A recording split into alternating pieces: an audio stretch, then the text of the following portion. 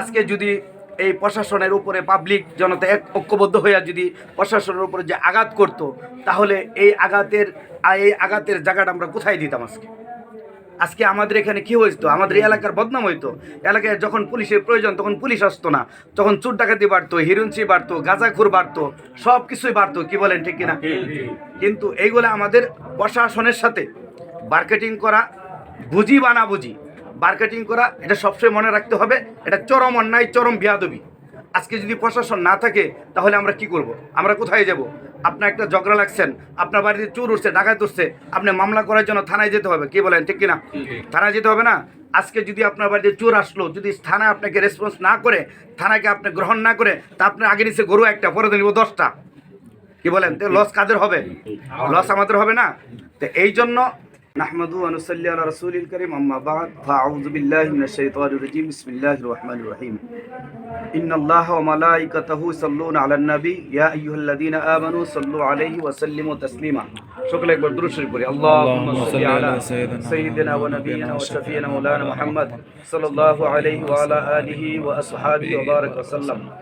আলহামদুলিল্লাহ, আল্লাহ তাআলার দরবারে লাখো কোটি শুকর যে আল্লাহ রাব্বুল আলামিন আমাদের সকলকে এই মুহূর্তে, একটা দুর্যোগ সংকট মুহূর্তে আমাদের সকলকে একত্রিত হওয়ার জন্য তৌফিক দান করেছেন। এর জন্য শুকর আদায় করি। সকলে বলে আলহামদুলিল্লাহ।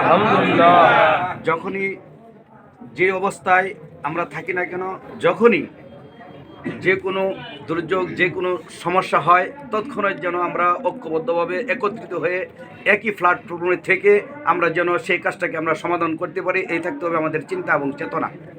তাহলে আমাদের বাংলাদেশ ঠিক থাকবে, এলাকা ঠিক থাকবে, আমাদের নিজস্ব স্থান, গতি সব কিছু ঠিক থাকবে। কি বলেন, ঠিক কিনা? এই জন্য গতকাল যে অনাকাঙ্ক্ষিত ঘটনা ঘটছে, আজকে আমি গতকাল যে ঘটনা ঘটছে, তখন তাকে যখন গ্রেফতার করার জন্য আসে, আসলেও তাকে কিন্তু গ্রেফতার করার জন্য আসে নাই, পুলিশ কিন্তু তাকে গ্রেফতার করার জন্য আসে নাই। মূলত যখন সে এখান থেকে পুলিশ দেখা, যখন সে ভয়ে পালাইবার চেষ্টা করছিল, তখন তাকে গ্রেফতার করছে, তাকে নিয়ে আসছে।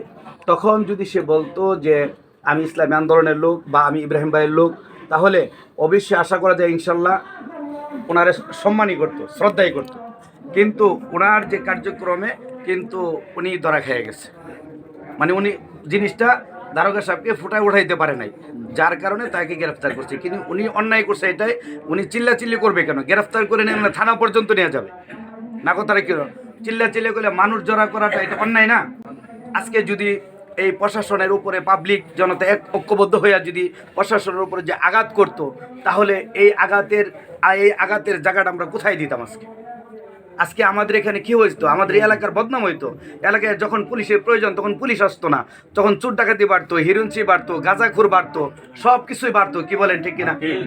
কিন্তু এইগুলো আমাদের প্রশাসনের সাথে মার্কেটিং করা, বুঝি বা না বুঝি মার্কেটিং করা, এটা সবসময় মনে রাখতে হবে। এটা চরম অন্যায়, চরম বেয়াদবি। আজকে যদি প্রশাসন না থাকে তাহলে আমরা কি করব? আমরা কোথায় যাব? আপনার একটা ঝগড়া লাগছেন, আপনার বাড়িতে চোর উঠছে, ডাকাত উঠছে, আপনি মামলা করার জন্য থানায় যেতে হবে। কি বলেন, ঠিক কিনা? থানায় যেতে হবে না? আজকে যদি আপনার বাড়িতে চোর আসলো, যদি থানা আপনাকে রেসপন্স না করে, থানাকে আপনি গ্রহণ না করে, তা আপনার আগে নিচে গরু একটা, পরে নিব 10টা। কি বলেন? তো লস কাদের হবে? লস আমাদের হবে না? তো এই জন্য পুলিশ যখন কাউকে গ্রেফতার করে, আমি মনে করি আইনের ঊর্ধ্বে কেউ না। আইনের ঊর্ধ্বে কেউ না, আইনের ঊর্ধ্বে কেউ না, আমরা কেউ কিন্তু আইনের ঊর্ধ্বে না। যখন প্রশাসন একা আসুক, গাড়ি সহ আসুক, যখন একটা মানুষকে গ্রেফতার করে, তখন ওই প্রশাসনের শরণাপন্ন হতে হয়, তার কাছে সারেন্ডার করতে হয়। যখন ভালো মন্দ, তখন এলাকার লোকজন আছে, আমরা আছি, তাকে বলবো ভালো, বলবো খারাপ, তখন দেখা যায় থানা থেকে ছেড়ে দেয়। কি বলেন, ঠিক কিনা? কিন্তু এই বিষয়গুলো আমাদের আগে বোঝা লাগবে। যেমন ফরিদের যে বিষয়টা, ফরিদ আগে আমাদের সাথে ইসলামী আন্দোলন করতো, হাত পাকা নির্বাচন করছে, আপনারা সকলেই জানেন, ঠিক না? তো মাঝখানে বিভিন্ন চক্রান্ত শিকার হয়ে তারপরে ফরিদ যেমন আমাদের সাথে মামলা খাইছে, মামলা খাওয়ার পর বিভিন্ন চক্রান্তের শিকার হয়ে, জুলুমের শিকার হয়ে আমাদের মুফতি মাহাদী হাসান তালুকদার যে কথা বললো, এবং আমিও তো জানি জুলুমের শিকার হয়ে তারপরে তাদের সাথে ফলাফল তাদের মিশছে। কিন্তু ফরিদ তো এরকম কোনো অকারেন্স করে নাই আমার মনে হয়, নাকি বলেন? কোনো অকারেন্স করছে? কোনো সন্ত্রাসের সাথে জড়িত? কোনো চাঁদাবাদীর সাথে জড়িত না? কোনো চাঁদাবাদীর সাথে জড়িত না, কোনো সন্ত্রাসের সাথে জড়িত না, যেটা আপনারাই বলতেছেন। কি বলেন? তাহলে আমার কথা হলো, একটা মানুষ বিএনপি করতে পারে, একটা মানুষ আওয়ামী লীগ করতে পারে, একটা মানুষ জাতীয় পার্টি করতে পারে, একটা মানুষ জামাত করতে পারে, একটা মানুষ ইসলামী আন্দোলন বাংলাদেশ করতে পারে, একটা মানুষ খেলাফত করতে পারে, কিন্তু তার মানে সে সন্ত্রাসী করে না। কিন্তু তার মানে সন্ত্রাসী ছাড়াই তাকে গ্রেফতার করবে, তাকে হেনস্থা করবে, এটা কিন্তু ইসলামী আন্দোলন বাংলাদেশ হাত পাকার লোকজন বরদাস্ত করে না। এবং যেদিন 5 আগস্ট সারা বাংলাদেশে এরকমভাবে জ্বালাও পোড়াও, আগুন, থানা ভাঙচুর, পুলিশ মারধর করেছিল, তখন আপনার মিডিয়াতে দেখেছেন আমি আমার নেতৃত্বে ইসলামী আন্দোলন বাংলাদেশ তথা হাত পাকার নেতৃত্বে ত্রিশাল থানার গেটে প্রায় 8 দিন, রাতে দিনে 8 দিন পাহারা দিয়েছিলাম। ত্রিশাল থানার একটা গ্লাস বা একটা টুকা পর্যন্ত আমরা দিতে দেই নাই, এরকম নিরাপত্তা আমরা দিয়েছিলাম। আপনারা দেখেছেন, কি বলেন? দেখেন নাই? তার শুধু এটাই নাই,